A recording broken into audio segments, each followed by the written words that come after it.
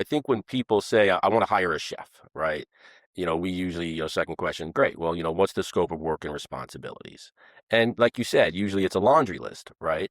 And, I'd say a chef is very similar to a captain, right? The captain of a ship, where, if you don't have all of the positions on the ship, you don't expect the captain to be able to do everything, right? It's impossible. You would sink. It's not even feasible. You're talking about large operations.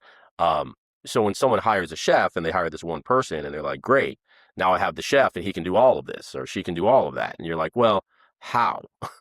Like how would you do that within the day, right? So I think that people really confuse all of the positions in the back of house, right? A director of culinary is not a chef, right? A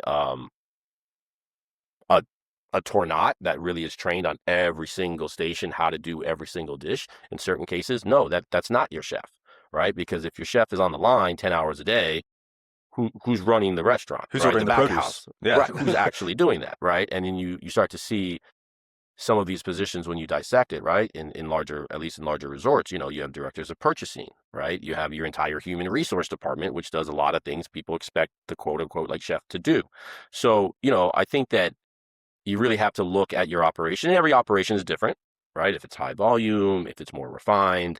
Um, but I think people expecting, and they're doing this in every department, right? Oh, well, I hired an F&B director, right? We're good with the hotel. And you're like, well, you're a 3 meal period. You're open, 26 hours a day, which is almost impossible, right? You're like, that extra 2 hours just comes out of nowhere. And you're just, but I have this one person, so we're good. And you're like, well, you're open 7 days a week. And, this is a 24-hour operation. How is one F&B director going to run this entire hotel, The right? So I truth is think they're we not just going need to to after three define it. months. Yeah. Right. They're not going to. And I think that also comes down to, what we were just discussing is like, so now what are you offering? You got the salary. Okay. Everyone's offering a salary. What resources are you giving them? And then what are their expectations?